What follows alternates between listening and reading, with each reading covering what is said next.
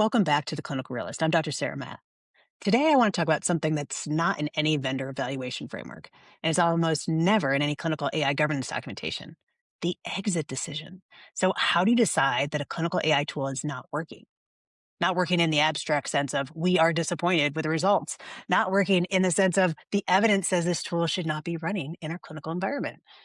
And then once you've made that decision, how do you execute the exit cleanly without losing 6 months to organizational politics, vendor pressure, and the sunk cost conversation? That conversation happens in every organization. And the ones that navigate it well have something the ones that do not navigate it well do not have. They define the exit criteria before they even launched. So let me describe how sunk cost plays out in a clinical AI context because it has a specific anatomy. Usually it starts around month 4 or 5 post go live. The performance data will be mixed. Clinician adoption is lower than projected, and there are edge cases that the vendor acknowledged and then did not fix. So the physician steward has been logging issues for 3 whole months and has not seen a real resolution. And then someone in a leadership meeting will say something like, well, we've invested 18 months in this. If we can exit now, well, then we lose all of it. And that sentence is the beginning of the sunk cost trap. 18 months of investment is not recoverable. It was spent whether you continue with the tool or not. The decision you're making at month 5 after go live is, do you also spend months 6 through 36 with this tool? That's the actual cost benefit question. Not do we lose what we spend? That's already gone. The question is, do we commit more resources to something that is not performing? So when you frame it that way, the answer feels kind of obvious. But the sunk cost framing is powerful, and most governance conversations do not reframe it fast enough. There's a second dimension to this that's specific to clinical AI. In most organizational contexts, a sunk cost conversation is about financial resources. But in a clinical AI context, it's also about clinical risk. Every day, a clinical AI tool that is not performing as designed stays live in your clinical environment, you're accumulating clinical risk. Not necessarily liability in the immediate sense, but risk in the sense that a tool that's not performing correctly is shaping clinical decisions in ways that are not aligned with the evidence standard you held it to during that evaluation. That risk does not show up in the vendor invoice. It shows up in your clinical outcomes data. And by the time it shows up, the sunk cost you're carrying is not just financial. So I want to be direct about something that I don't hear discussed enough in healthcare technology conversations. Vendors know when you're in the sunk cost trap, and experienced vendor account teams use it deliberately. So here's what that looks like. Your governance review identifies 3 major performance gaps at the 6-month mark. You communicate them to the vendor, and the vendor schedules a response meeting.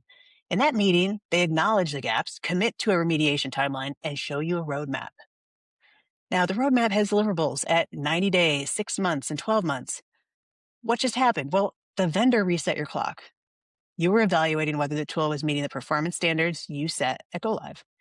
Now you're evaluating whether the tool is tracking toward a new roadmap that the vendor has now defined. So that's a different evaluation standard, and it's almost always worse for you. So the 90-day roadmap deliverable will be partially met, enough to make a clean exit politically difficult. But look, they delivered on the dashboard enhancement. The utilization algorithm is still in progress, but they're clearly making progress. All the different excuses. But the 6-month deliverable will have a similar pattern. You'll be 12 months into a remediation timeline with a tool that's still not performing at your original standard. And at this point, you've already invested 24 months. So this is not a conspiracy theory at all. It's a standard vendor retention tactic in any enterprise software relationship. But it's also technically impossible for them to fix everything all at once. So it makes sense. But it's more consequential in a clinical AI context because the tool is in your clinical workflow and the risk is clinical, not just financial. So the protection against this is simple. Your exit criteria are defined before you go live, and they're not subject to vendor negotiation after the fact. So if the tool does not meet the predefined performance threshold by the predefined date, well, then the governance body makes the exit decision. The vendor's roadmap is relevant to their pitch for the next contract, but it's not relevant to your compliance with the governance criteria you've already established. So what does a clinical AI exit criteria actually look like? It's specific, measurable, and time-bound, and it's established before go live. I cannot stress that enough. And it's documented in the governance framework. It defines what happens when the threshold is crossed, who makes the decision, what the process is, and what the timeline is for executing the exit. So here's an example of what this looks like in practice.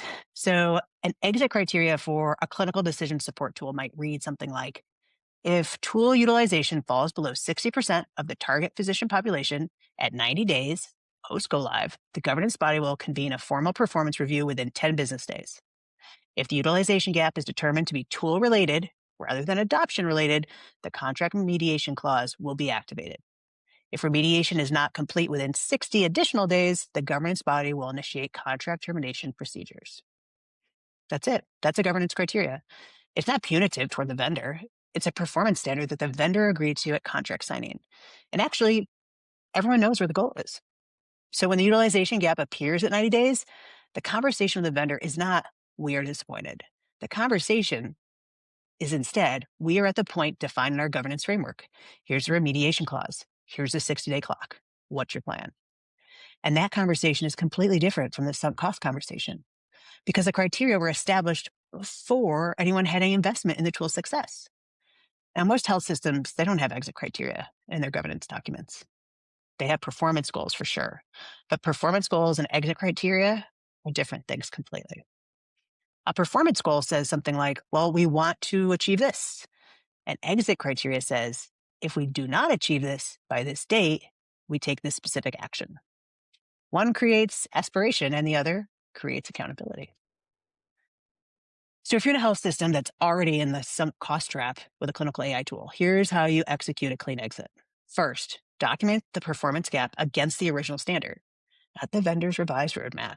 I mean, they're going to try to help you out, of course, but the standard you set at go live. If you did not set a formal standard, set one now based on the clinical use case the tool was designed to serve. What does appropriate performance look like for this tool in your clinical environment? Write it down. If it's not written down, it doesn't exist. Second, convene your governance body and make the exit determination as a formal decision. Don't let it drift. Don't let it be resolved in email threads and unofficial conversations. A formal governance decision, documented and signed off by the decision-making authority, is cleaner than a consensus that forms over 6 months of quarter conversations. And third, activate the contract exit clause. You have one. It may require notification periods. It may trigger financial penalties. Review it now before the formal decision. Know the cost of exit so that cost is part of the governance deliberation, not a surprise. And fourth, plan the workflow transition before you announce the exit. This is the most important operational step. Your clinical team has built workflows around this tool. Those workflows need somewhere to go when the tool is gone. The transition plan should be ready to deploy the day the exit decision is announced. So done in this sequence, a clinical AI exit is actually a governance decision, not an organizational crisis. Sunk cost bias is one of the most reliably predictable governance failures in clinical AI. And it's not a character flaw, it's a structural problem.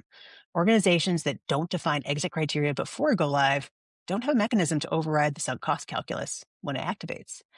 The fix is simple in concept, but it requires discipline in execution. So define what failure looks like before you launch. Assign authority to the decision and protect the criteria from vendor negotiation or internal politics. If your organization is in this position right now and needs help defining exit criteria or executing a clean transition, that's a direct advisory engagement with me. So discover a clarity session down below. So I'm Dr. Sarah Matt. This is The Clinical Realist, and I'll see you next week.